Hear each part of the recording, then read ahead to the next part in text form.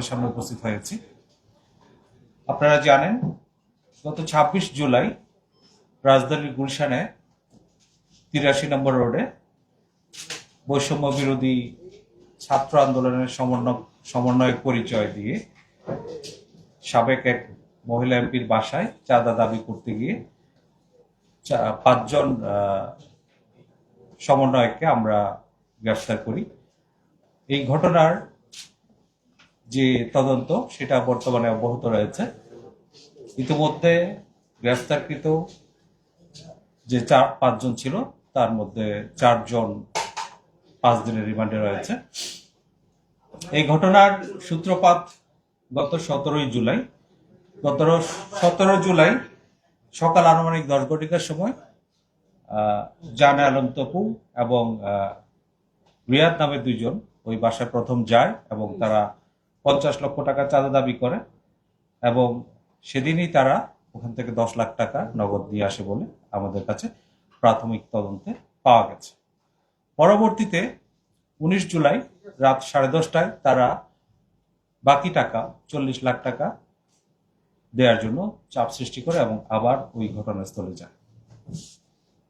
পরবর্তীতে তারা ওখান থেকে চলে আসে এবং ২৬ জুলাই আরো লোকজন বাড়িয়ে তারা ওখানে পুনরায় যায় এবং বাকি টাকা প্রদানের জন্য চাপ সৃষ্টি করতে থাকে। এক পর্যায়ে বাসায় উপস্থিত জনাব সিদ্দিক জাফর নামের ব্যক্তি উনি পুলিশকে সংবাদ দিলে পুলিশ ঘটনাস্থলে যায় এবং ঘটনাস্থল থেকে ৫ জনকে হাতে নাতে গ্রেফতার করে এবং একজন পালিয়ে যায়। তদন্তে প্রাপ্ত তথ্য অনুযায়ী পলাতক ব্যক্তির নাম জানে আলম ওরফে তপু, যে কিনা নিজেকে বৈষম্য বিরোধী ছাত্র আন্দোলনের সমন্বয়ক হিসেবে পরিচয় প্রদান করে।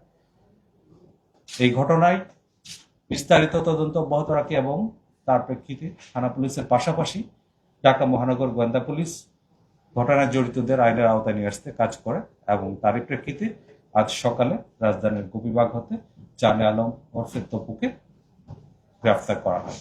এই নিয়ে এই মামলায় এ পর্যন্ত মোট ৬ জনকে গ্রেফতার করা হলো।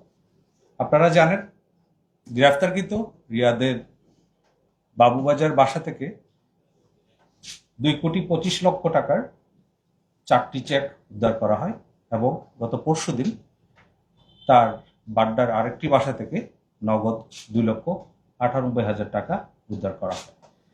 এই ঘটনায় আর যারা জড়িত তাদেরকে আইনের আওতায় নিয়ে আসা এবং ঘটনার মূল রহস্য উদ্ঘাটনে আমাদের তদন্ত কাজ অব্যাহত রয়েছে।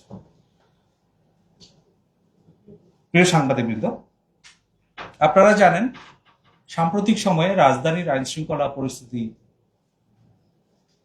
বিনষ্ট করার জন্য কিছু লোক বিভিন্নভাবে অপচেষ্টা অব্যাহত রেখেছে। তারই প্রেক্ষিতে আমরা আমাদের যে গোয়েন্দা নজরদারি সেটা অব্যাহত রেখেছি এবং আমাদের যে প্রিভেন্টিভ কাজ সেগুলো অব্যাহত রেখেছি। এর ধারাবাহিকতায় গত ২৪ ঘন্টায় রাজধানীর বিভিন্ন স্থান থেকে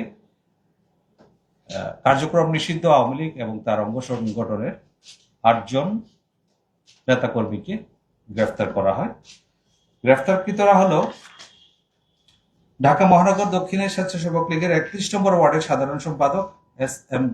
জালাল, ঢাকা দক্ষিণ ৩৩ নম্বর ওয়ার্ডের ২ নম্বর ইউনিট আওয়ামী লীগের সাধারণ সম্পাদক মোহাম্মদ শিবলু, কুমিল্লা জেলা আওয়ামী লীগের ১৩ নম্বর কার্যনির্বাহী সদস্য আফজালুন্নেসা হাসান বাসেত, কিশোরগঞ্জের কুলিয়ারচর উপজেলা আওয়ামী লীগের যুগ্ম সাধারণ সম্পাদক মোহাম্মদ জসিমউদ্দিন ওরফে লিটন, নিষিদ্ধ ঘোষিত ছাত্রলীগের ঢাকা বিশ্ববিদ্যালয় শাখার জসিমউদ্দিন হলের যুগ্ম সাধারণ সম্পাদক আশিকুর রহমান, ঢাকা মহানগর উত্তর আওয়ামী লীগের সহসভাপতি ও বাংলাদেশ আওয়ামী যুবলীগের সাবেক প্রেসিডিয়াম সদস্য মাহবুবুর রহমান হিরণ, আওয়ামী লীগের সাবেক ৬৫ নম্বর ওয়ার্ড কাউন্সিলর শামসুদ্দিন ভুইয়া এবং কার্যক্রম নিষিদ্ধ ঘোষিত আওয়ামী লীগের অঙ্গ সংগঠন গাজীপুর মহানগর মুক্তিযোদ্ধা প্রজন্ম লীগের সভাপতি মোহাম্মদ মিজানুর রহমান। আমাদের কাছে যে প্রাপ্ত গোয়েন্দা তথ্য আছে সেগুলো যাচাই বাছাই করে কারো বিরুদ্ধে যদি সুনির্দিষ্ট অভিযোগ থাকে, কোন রকম আইন শৃঙ্খলা বিনষ্ট করার চেষ্টায় জড়িত থাকার অভিযোগ পাওয়া যায়, সেক্ষেত্রে আমরা গ্রেফতারগুলো করছি এবং এক্ষেত্রে একটা বিষয় পরিষ্কার, এখানে ঢালাওভাবে বা কাউকে হয়রানিমূলক গ্রেফতারের কোনো অবকাশ নেই। প্রিয় সাংবাদিকবৃন্দ, জননিরাপত্তা বিধান এবং আইন শৃঙ্খলা রক্ষায় ঢাকা মহানগর পুলিশ দিনরাত কঠোর পরিশ্রম করে যাচ্ছে। আপনারা জানেন আমাদের যে নিয়মিত টহল কার্যক্রম, চেকপোস্ট ইত্যাদি চলমান রয়েছে। গত 24 ঘন্টায় ঢাকা মহানগরের 50টা থানায় 489টি টহল টিম দায়িত্ব পালন করে। এর মধ্যে দিনে 268টি এবং রাত্রে 268টি এবং দিনে 221টি। এছাড়া বিভিন্ন গুরুত্বপূর্ণ এবং কৌশলগত স্থানে 66টি চেকপোস্ট পরিচালনা করা হয়। গত 24 ঘন্টায় বিভিন্ন অপরাধে জড়িত থাকার অপরাধে 254 জনকে গ্রেফতার করা হয়। এই সময়ে 20টি মোবাইল ফোন, 6টি মোটরসাইকেল, একটি প্রাইভেট কার উদ্ধার করা হয়।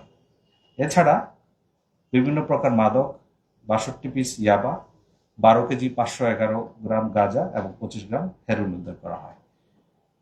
ঢাকা মহানগরের আইন শৃঙ্খলা পরিস্থিতি স্থিতিশীল রাখা এবং জনমনে স্বস্তি দেওয়ার জন্য ঢাকা মেট্রোপলিটন পুলিশের এই কার্যক্রম অব্যাহত রয়েছে এবং আশা করি সামনের দিনগুলোতে আইন শৃঙ্খলা পরিস্থিতি আরো ক্রমশ উন্নতি হবে। আপনাদের সবাইকে অনেক ধন্যবাদ।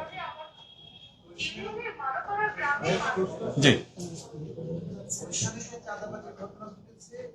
তাদের মানে যে সমন্বয়ক পর্যায়ে যে চাঁদাবাজি করেছে এই সমন্বয়কটা তাদের সাথে কথা বলে তাদের সাথে সম্পর্ক আছে আপনার যেরকম কিছু জানা গেছে কিনা, মানে মাঠের সেক্টরে চলছে বড় ধরনের কোনো সমন্বয়ক বা আরো কারোর সাথে তাদের সম্পর্ক